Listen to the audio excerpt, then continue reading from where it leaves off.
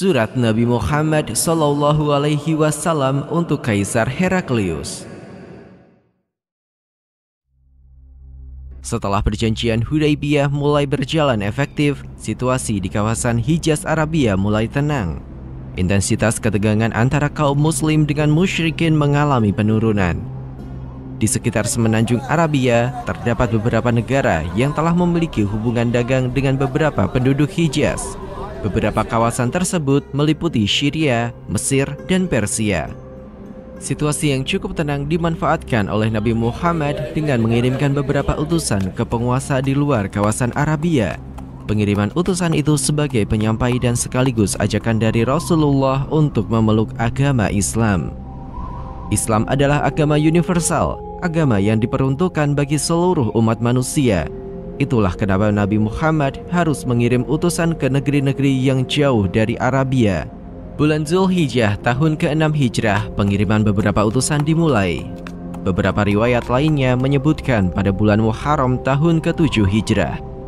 Nabi Muhammad mengutus beberapa sahabat yang memiliki kecakapan dalam diplomasi dan mampu menguasai bahasa ibu dari kawasan yang dituju.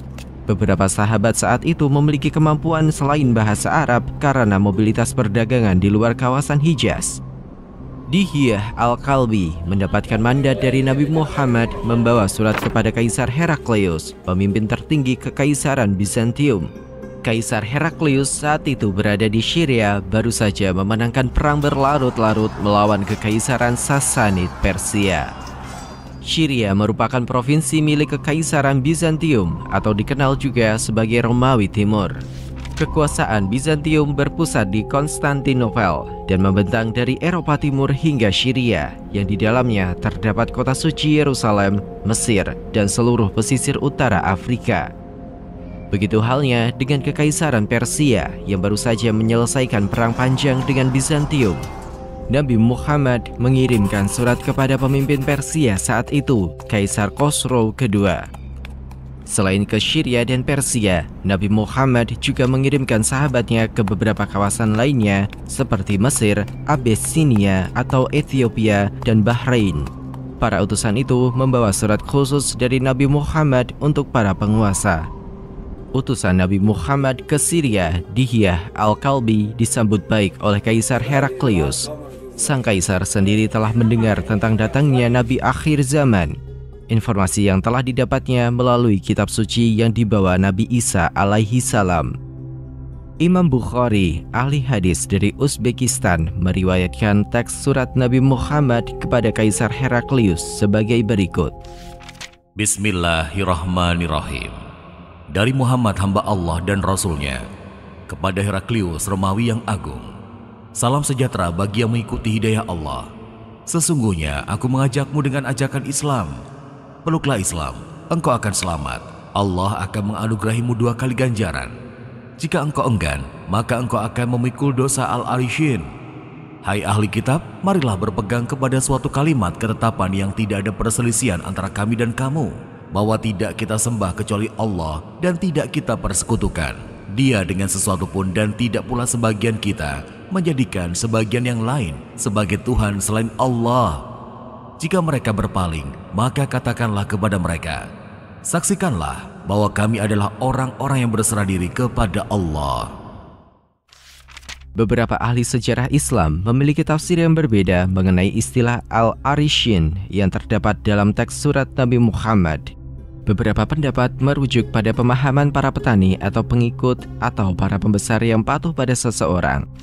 Beberapa pendapat lainnya merujuk pada pengikut-pengikut Arius, pendiri salah satu sekte dalam Kristen yang hidup pada 280 sampai 336 Masehi. Diriwayatkan, Kaisar Heraklius juga mengirimkan surat balasan dengan rasa hormat kepada Nabi Muhammad.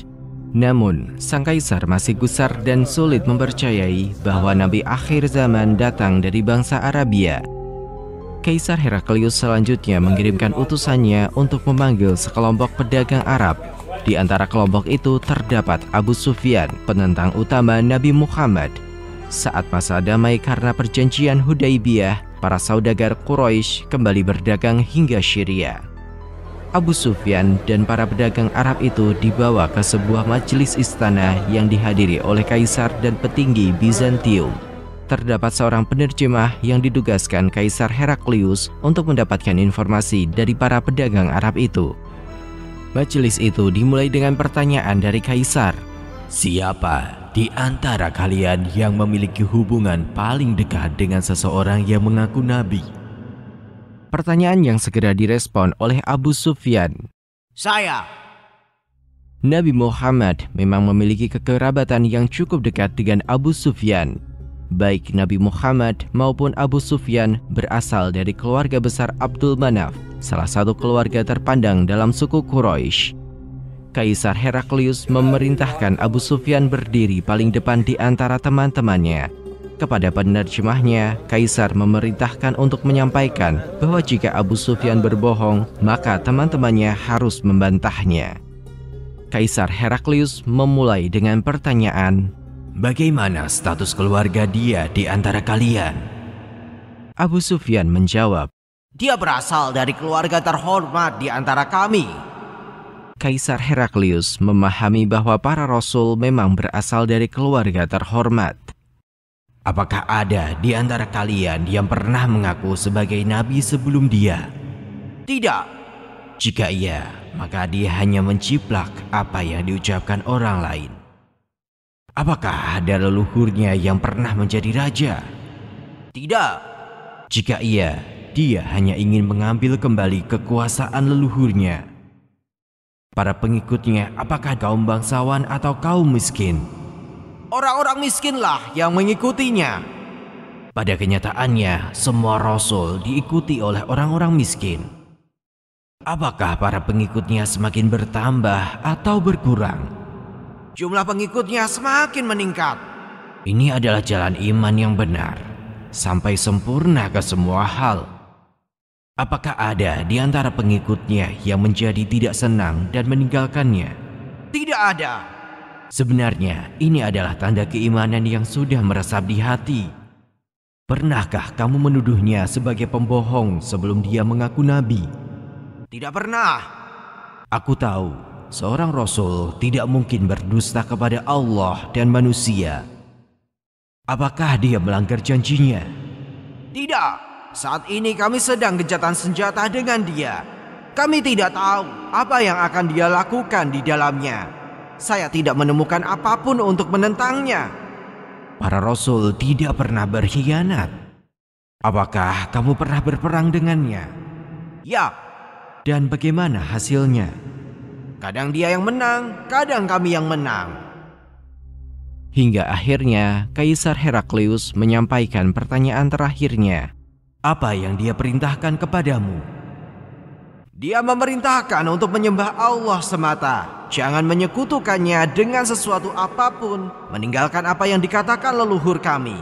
Dia juga menyuruh kami untuk menunaikan sholat, membayar zakat, bersedekah, menjaga kehormatan diri, dan menjalin silaturahim. Mendengar jawaban Abu Sufyan, Kaisar Heraklius pun merespon dengan pertanyaan yang membuat terkejut seisi majelis. Jika yang engkau katakan benar, maka dia akan menguasai tempat kedua kakiku ini. Berdasarkan ciri-ciri yang diperoleh oleh sang kaisar, dia sangat yakin bahwa Nabi Muhammad memang Rasul Allah, Nabi akhir zaman, sebagaimana yang tertulis dalam Alkitab. Seandainya aku tahu bahwa aku akan sampai kepada masanya, pasti aku sangat ingin bertemu dengannya. Seandainya aku berada di hadapannya, pasti aku basuh kakinya. Setelah pertemuan dengan rombongan Abu Sufyan, Kaisar Heraklius mengumpulkan seluruh petinggi Bizantium di istana Emesa. Sang kaisar kemudian memerintahkan seluruh pintu istana ditutup. Di depan seluruh petinggi Bizantium, Kaisar Heraklius berkata, Hai Bizantium, jika keinginanmu adalah kesuksesan dan kamu mencari bimbingan yang benar, maka berbaiatlah kepada nabi ini. Maksud sang kaisar tentu saja adalah mengakui kenabian Muhammad dan mengikuti ajaran yang dibawanya. Reaksi para petinggi Bizantium membuat Kaisar Heraklius menyadari bahwa mereka tidak ingin rajanya menjadi muslim. Harapan sang kaisar untuk menjadi pengikut Nabi akhir zaman kandas. Dia pun memanggil kembali para bawahannya. Sang kaisar pun mengeluarkan pernyataan tentang sikapnya yang disambut sujud oleh para bawahannya. Apa yang saya katakan hanyalah sekedar menguji keyakinan kalian. Sikap Kaisar Heraklius telah jelas dan tidak ada harapan lagi bagi Syria Bizantium untuk menjadi muslim di masa Nabi Muhammad masih hidup. Sementara itu, penghormatan yang diterima utusan Nabi Muhammad ke Kaisar Heraklius ternyata tidak dialami oleh utusan ke Persia. Kaisar Khosrow II sangat marah dan merobek-robek surat tersebut. Nabi Muhammad yang mendengar peristiwa tersebut berucap, "Semoga Allah merobek-robek kekuasaan Khosrow."